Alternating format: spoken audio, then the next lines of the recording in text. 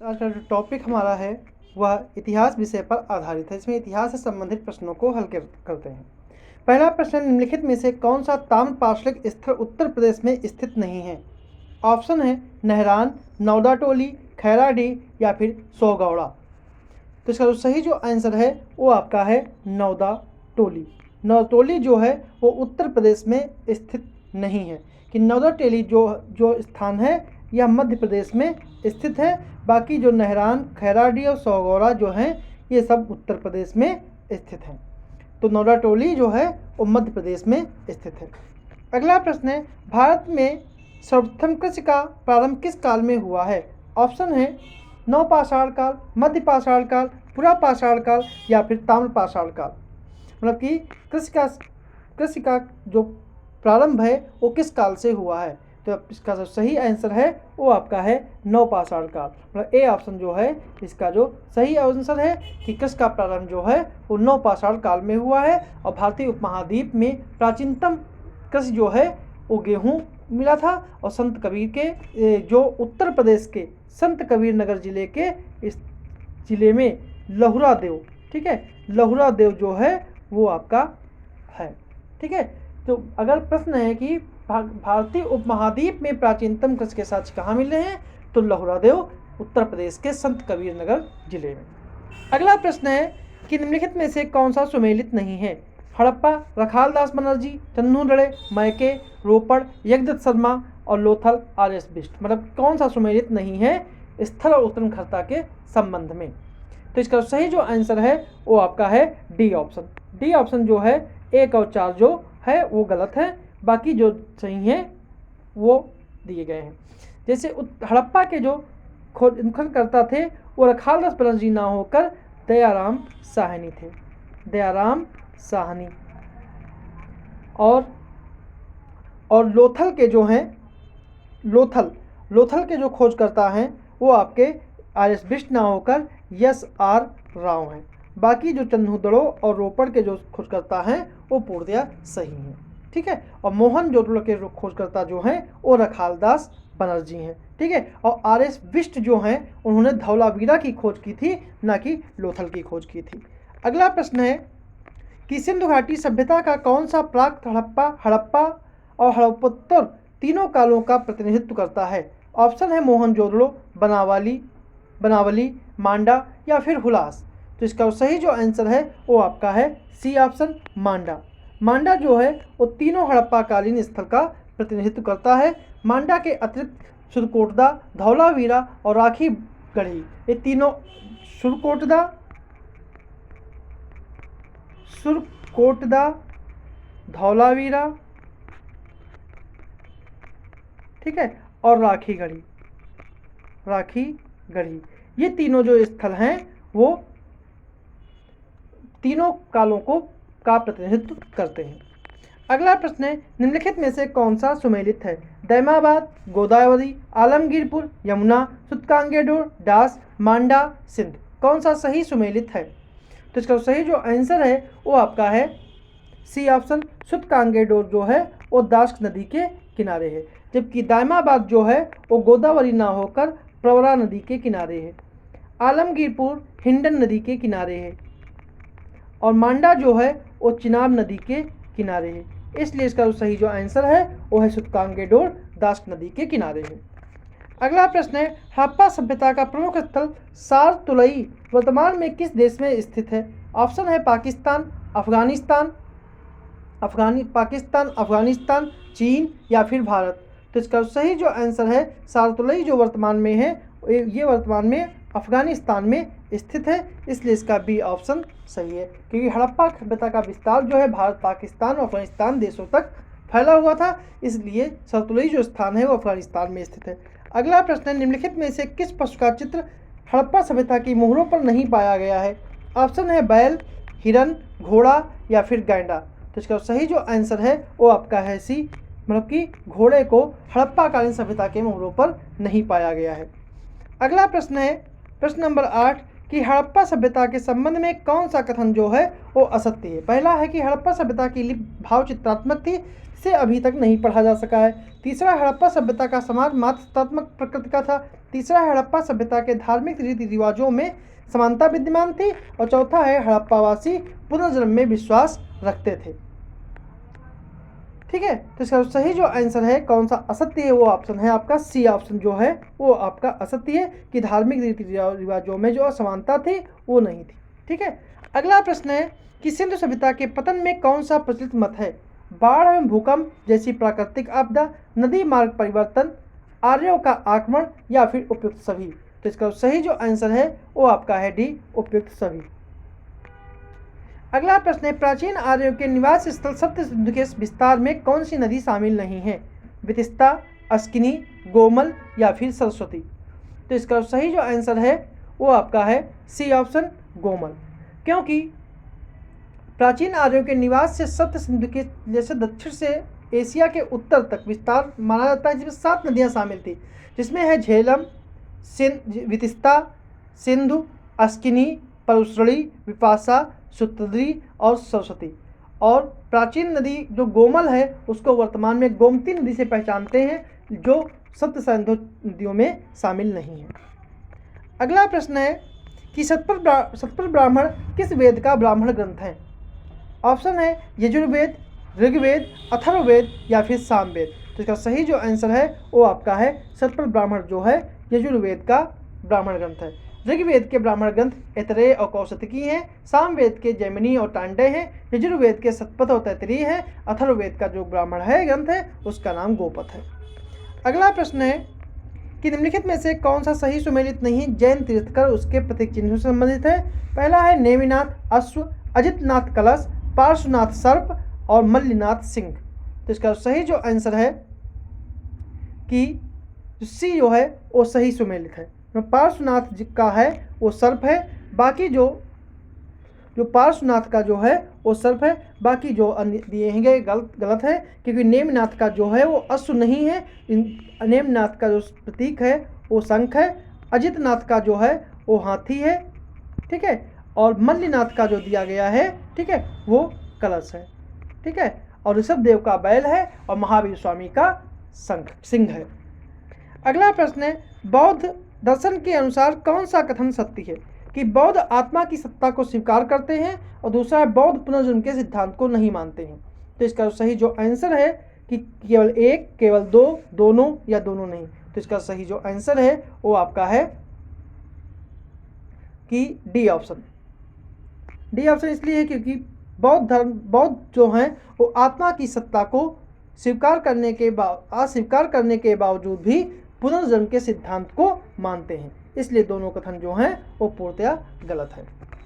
अगला प्रश्न है कि निम्नलिखित में से कौन सा सुमेलित नहीं है? जो ये एक तरफ राज्य हैं, महाजनपद राज्य हैं और तरफ उनकी राजधानी है कि चेद, सोत्रवती, अस्मक, पोटिल, कंबोज, हाटक, अंग, राजगृह। कौन सा सही सुमेलित नहीं है? तो इसका सही जो आंसर है वो आपका है अंग, क्योंकि अंग की जो अंगराज थे उसकी राजधानी जो थी वो राजगृह नहीं थी, इसकी राजधानी जो थी वो चंपा थी, ठीक है, और राजगृह जो राजधानी है वो मगध की राजधानी है, ना कि अंगराज की। अगला प्रश्न है सर्वप्रथम पाटलिपुत्र को राजधानी के रूप में किसने स्थापित किया? कनिष्क, उदयन, प्रसेनजित या फिर बिंबिसार। तो इसका सही जो आंसर है वो आपका है उदयन, बी ऑप्शन इसका सही है, क्योंकि हर एक वंश के शासक उदयन ने पाटलिपुत्र की स्थापना करके मगध राज की राजधानी को राजगृह से पाटलिपुत्र स्थानांतरित की थी। अगला प्रश्न है निम्नलिखित में से मौर्य काल में कौन शिक्षा का प्रमुख केंद्र नहीं माना जाता था? ऑप्शन है नालंदा, वाराणसी, तक्षशिला या फिर उज्जैन। तो इसका सही जो आंसर है वो आपका है ए ऑप्शन नालंदा। नालंदा मौर्य काल में जो शिक्षा का केंद्र नहीं माना जाता था, इसलिए ए ऑप्शन इसका सही है, क्योंकि मौर्य काल में वर्णाश्रम के अनुसार शिक्षा दिए जाने का उल्लेख मिलता है। इस काल में धर्म, व्याकरण, अर्थ और व्रत शिक्षा के अनिवार्य अंग माने जाते थे और मौर्य काल में वाराणसी, तक्षशिला और उज्जैन शिक्षा के प्रमुख केंद्र थे। अगला प्रश्न है भूमिदान का पहला अभिलेखीय साक्ष्य कहाँ मिलता है? नासिक अभिलेख से, नानाघाट अभिलेख से, बेसनगर अभिलेख से या मेहरौली चंद्र अभिलेख से। तो इसका सही आंसर है वो आपका है डी मेहरौली चंद्रलेख अभिलेख से, ठीक है, मेहरौली चंद्रलेख अभिलेख से, ठीक है, क्योंकि नहीं सॉरी इसका गलत तो है। इसका सही आंसर जो है नानाघाट अभिलेख से है, क्योंकि नानाघाट अभिलेख जो है वो आंध्र सातवाहन वंशी सतकर्णी प्रथम रानी नागनिका के नानाघाट अभिलेख से ही पता चलता है कि पहली शताब्दी की ईसा पूर्व ब्राह्मणों बौद्धों को भूमि अनुदान के रूप में दी गई थी। अगला प्रश्न है कि निम्नलिखित में से गुप्तकालीन पश्चिमी तट के बंदरगाहों में कौन सा प्रमुख बंदरगाह था? ऑप्शन है चोल बंदरगाह, कल्याण बंदरगाह, कैम्बे बंदरगाह या फिर भड़ौच बंदरगाह। तो इसका सही आंसर है वो आपका है भड़ौच बंदरगाह। ठीक है, क्योंकि पश्चिमी तट के बंदरगाहों में भड़ौच, चौल, कल्याण, कैम्बे प्रमुख थे। ठीक है, जिसमें भड़ौच सर्वप्रमुख बंदरगाह था। अगला प्रश्न है भारत में हूर सत्ता की स्थापना किसके नेतृत्व में हुई? ऑप्शन है तोड़माल, साल, मिहिरकुल या फिर दंतीदुर्ग। तो इसका सही जो आंसर है वो है आपका तोड़माल। तोड़माल के शासनकाल में भारत में हूर सत्ता स्थापित हुई थी। हूर मध्य एशिया की एक बर्बर जाति थी। इसका प्रथम आक्रमण स्कंदगुप्त के समय हुआ था, जिसका नेतृत्व खुशनवाज ने किया था, जबकि हूरों का दोबारा आक्रमण तोड़माल के नेतृत्व में हुआ था और उसने चंद्रभागा नदी के तट पर पवैया नामक स्थान पर अपना शासन स्थापित किया था। अगला प्रश्न है समुद्रगुप्त की प्रयाग प्रशस्ति में दक्षिण भारत की विजय को कहा गया है? दिग्विजय, दक्षिण विजय, रण विजय या फिर धर्म विजय। तो इसका जो सही आंसर है वो आपका कहा गया है धर्म विजय, क्योंकि प्रयाग प्रशस्ति से यह पता चलता है कि समुद्रगुप्त ने दक्षिण भारत के राज्यों को जीतने के बाद उनके राज्य वापस कर दिए थे, इसलिए इस विजय को धर्म विजय कहा जाता है। इसलिए इसका डी ऑप्शन सही है। अगला प्रश्न है कि किस शासक को ग्रीक लेखकों ने अग्रमीज या जैनेद्र मीज के नाम से पुकारा है? ऑप्शन है सिकंदर, घनानंद, अशोक या फिर चंद्रगुप्त। तो इसका सही जो आंसर है वो आपका है घनानंद, मतलब इसका बी ऑप्शन जो है वो पूर्णतया सही है। अगला प्रश्न है गुप्तचर प्रणाली का वर्णन करने वाला पहला ग्रंथ कौन सा है? इंडिका, अर्थशास्त्र, दिव्यवदान या फिर गार्गी संहिता। तो इसका सही जो आंसर है वो आपका है अर्थशास्त्र। अर्थशास्त्र चाणक्य द्वारा लिखा गया है। इसमें गुप्तचर को गूढ़ पुरुष कहा गया है और गुप्तचर विभाग का नाम महामात्य सर्प मिलता है। इंडिका की रचना जो है मेगस्थनीज ने की थी। इसमें भी पाटलिपुत्र के प्रशासन का उल्लेख मिलता है। ठीक है, अर्थशास्त्र में ही गुप्तचर की जानकारी दी जाती है। अगला प्रश्न है किसके सिक्कों पर वासुदेव संकर्षण और वासुदेव दोनों अंकित है? ऑप्शन है अगाथोवलीज, हुविस्क, चंद्रगुप्त या फिर भागभद्र। तो इसका सही जो आंसर है वो आपका है हुविस्क। ठीक है, 24 का बी हुविस्क, क्योंकि कुशाणों ने ही सबसे पहले सोने के सिक्के, शुद्ध सोने के सिक्के चलाए थे जो 124 ग्रेन के थे। हुविस्क के सिक्कों पर भारतीय देवी देवता पहले के कुशाण शासकों से अधिक मिलते हैं, जिसमें बुद्ध, शिव, कार्तिकेय, विष्णु, संकर्षण और उमा के नाम मिलते हैं। अगला प्रश्न, निम्नलिखित में से मंदसौर प्रशस्ति की रचना किसने की थी? वीरसेन साव, हरिसेन, वत्स भट्टी या फिर कालिदास। तो इसका सही जो आंसर है वो आपका है वत्स भट्टी, और सी ऑप्शन इसका सही है। इसकी रचना जो है वो 472 ईस्वी में हुई थी।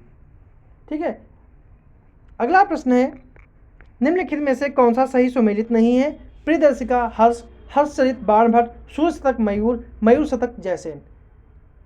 तो कौन सा सही सुमेलित नहीं है? तो इसका जो सही आंसर है वो आपका है डी, क्योंकि मयूर शतक जो है वो जयसेन की रचना नहीं है। जयसेन ने मयूर शतक की रचना जो है, मयूर शतक की रचना जयसेन ने ना कर मयूर ने की थी। मयूर शतक और सूर्य शतक दोनों की रचना मयूर ने की थी, इसलिए डी ऑप्शन गलत है। अगला प्रश्न है निम्नलिखित में से किस अशोक ने किस गुफा का निर्माण बिहार के बराबर पहाड़ी में नहीं करवाया? ऑप्शन है सुदामा गुफा, लोमहर्ष गुफा, कड़चौपर गुफा, विश्व झोपड़ी गुफा। तो इसका सही जो आंसर है वो आपका है बी, लोमहर्ष गुफा।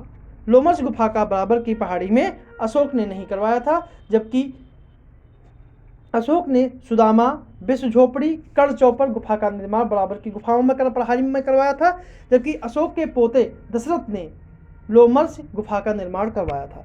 और सभी गुफाएं जो हैं वो आजीवक संप्रदाय को दान में दी गई थी। अगला प्रश्न है कि मौर्यकालीन करों में कौन सा एक प्रकार का धार्मिक कर था? बलि, रज्जु, विविध या फिर हरणी? तो इसका सही जो आंसर है वो आपका है ए, बलि। बलि जो है एक प्रकार का धार्मिक कर था। रज्जु जो था एक प्रकार का भूमि की माप पर लिया जाने वाला कर था। विविध जो था वो चारागाह कर था। और हिरण्य जो था वह नगद, एक प्रकार का नगद कर था जो अनाज के रूप में ना लेकर नगद लिया जाता था। अगला प्रश्न है कि निम्नलिखित में से किन शासकों ने प्रांतों में द्वैत शासन प्रणाली का प्रचलन किया? ऑप्शन है शक, पर्थियन, कुषाणों ने, शक और कुषाणों ने या ड्रेमेटियस ने? तो इसका सही जो आंसर है वो आपका बी है, कुषाणों ने। कुषाणों ने सबसे पहले प्रांतों में द्वैत शासन प्रणाली का उल्लेख किया था, प्रचलन किया था। अगला प्रश्न है शतमान सिक्के किस धातु के ढाले जाते थे? सोना, चांदी, तांबा या फिर सीसा? जिसका सही जो आंसर है वो है शतमान सिक्के जो हैं वो आपके चांदी के ढाले जाते थे। सोने के सिक्कों को निष्क, स्वर्ण और पल कहते थे। चांदी के सिक्कों को शतमान कहते थे। तांबे के सिक्कों को काकनी कहते थे। और करसापड़ जो है वो सोना, चांदी, तांबा, रांगा और सीसा आदि धातुओं का मिला होता था। अगला प्रश्न है निम्नलिखित में से किस शासक ने नालंदा विश्वविद्यालय की स्थापना करवाई? स्कंदगुप्त, विक्रमादित्य, महेंद्र द्वितीय या फिर चंद्रगुप्त प्रथम?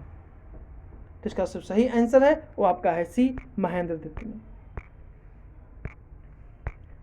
ने स्थापना करवाई थी। कुमारगुप्त की उपाधि महेंद्र द्वितीय है और कुमारगुप्त ने ही नालंदा विश्वविद्यालय की स्थापना करवाई थी जो बौद्ध शिक्षा का एक केंद्र था, वर्तमान या बिहार के राजगीर में है। ठीक है, तो ये थे हमारे आज के प्रश्न।